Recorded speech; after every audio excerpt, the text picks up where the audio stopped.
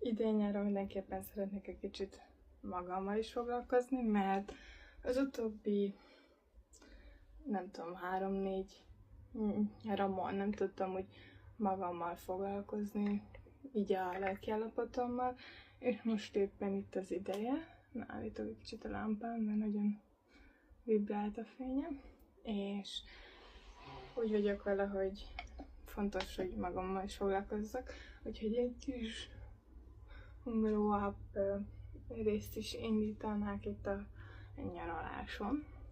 És először ahhoz, hogy igazából megszépüljünk, nem azt mondom, hogy nem vagyunk szépek, azt mondom csak, hogy jól érezzük magunkat.